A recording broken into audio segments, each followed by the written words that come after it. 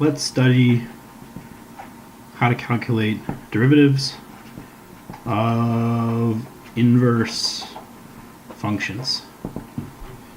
So first we have to know the definition of an inverse.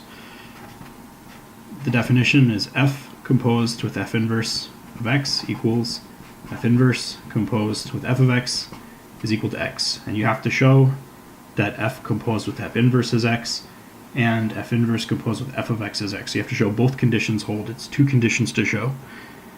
And we want to be able to calculate the derivative of f inverse of x from f of x without having to switch x and y and solve for f inverse of x.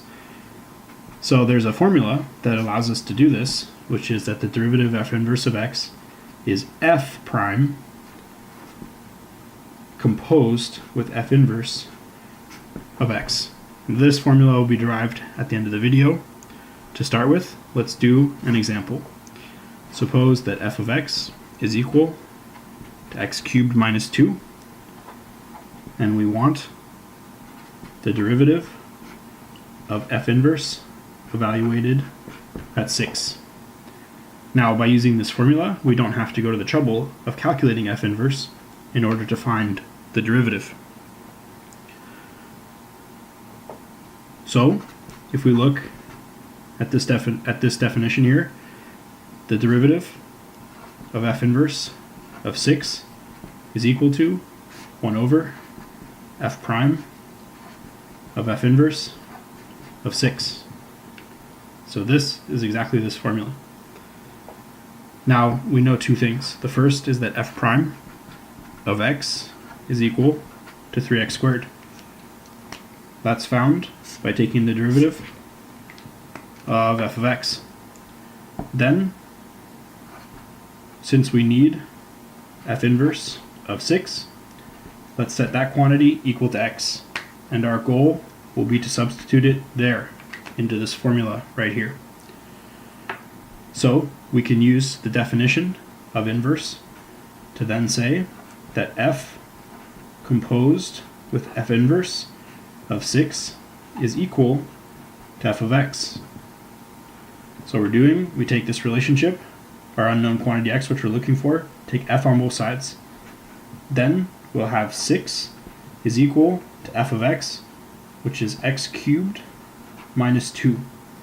So notice that we're using here our original function, f of x is x cubed minus 2. And then in order to say this right here, we're using the definition of inverse. So now we want to solve for x, so we can say 8 is equal to x cubed, so then x must be equal to 2. Now this is what we want to put in right here. So really what we're asking for is what is f prime of 2, which is equal to 3 times 2 squared, which is 12. So this then is 1/12, and that is our answer.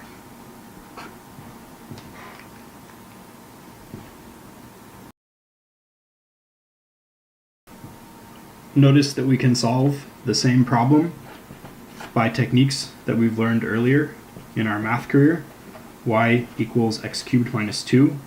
We switch x and y, and then we solve for y again. So now we're saying that x plus 2 is equal to y, and so then y cubed, and so then x plus 2 to the power 1/3 is equal to y. And now if we want to differentiate this function, therefore d dx of y is d dx of x plus 2 to the power 1/3, which is 1/3 x plus 2 to the, let's say, 1/3 minus 1, which is minus 2/3. So this 1 over 3 x plus 2 to the 2/3. Couple remarks here. This exponent is minus 2/3, so we can bring it to the denominator with a positive exponent. There's also a chain rule right here but I didn't write it because it's 1. So you could also multiply by the derivative of x plus 2, but this derivative is equal to 1. So this is what you get for the derivative of y. So here, this is equal to f of x, and in this context, y is f inverse of x. That makes this the derivative of f inverse of x. Now, if we want f inverse of 6 and the derivative of that, then we have this formula, 1 over 3 times 6 plus 2 to the 2/3 power, which is 1 over 3. Now, if we're looking at 8 to the 2/3, that's equal to 8 to the 1/3 squared, which is 2 squared. So that's 2 squared is 1/12. The same answer. Now, in any given problem, this method or this method could be easier. I think in this problem, they're about the same amount of work, but these are two different techniques to solve the same problem.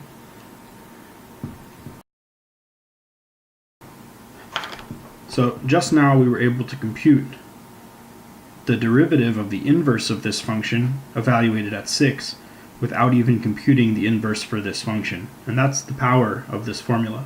But where does this formula come from?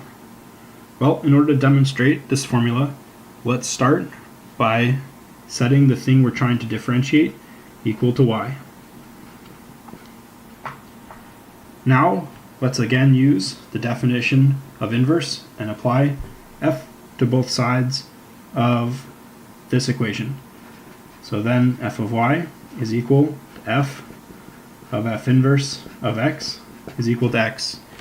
And again, for this part right here, we're using the definition of inverse. Now we want to differentiate this equation with respect to x. So we're going to use implicit differentiation for that.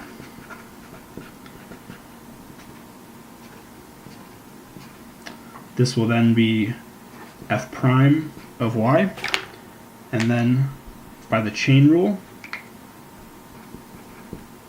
times y prime equals to 1. Solve for y prime, which is what we want, right? We want y prime, which is f inverse of x prime. So this right here is what we want. Observe. That's what we're trying to find. We want to show it's equal to this. So then we have y prime equals 1 over f prime of y. Now, here's the trick. Notice that y is equal to f inverse of x. So we can put that in for y right there, and we get 1 over f prime of y, which is f inverse of x. So this is exactly what we were trying to show. Quod erat demonstratum. Now, the only thing that remains to be said about this result is that the denominator here cannot be 0.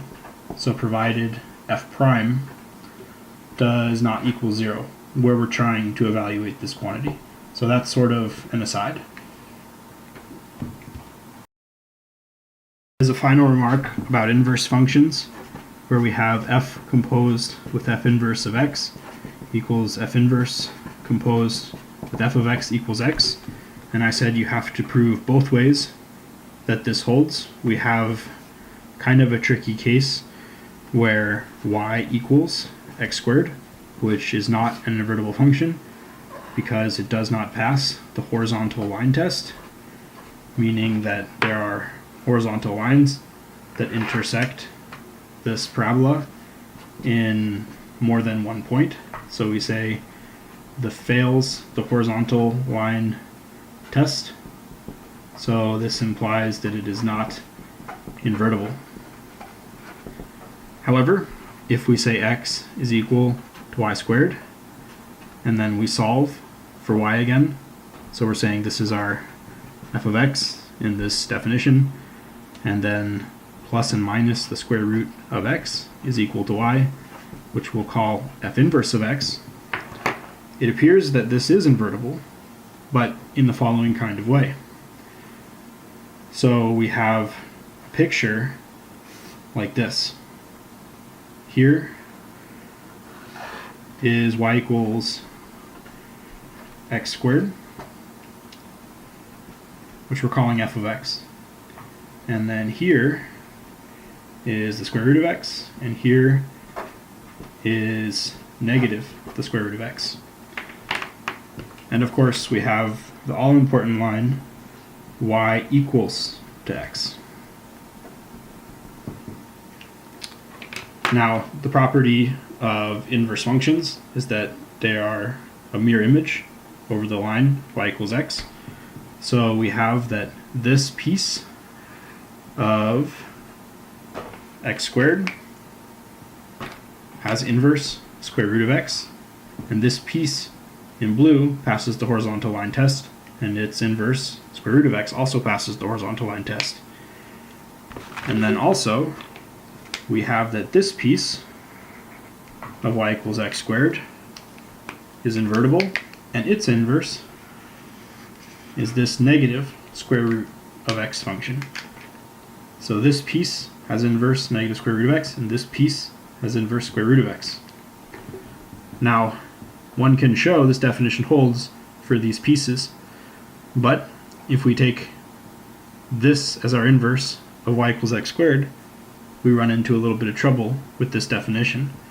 So notice that plus or minus the square root of x squared is equal to x.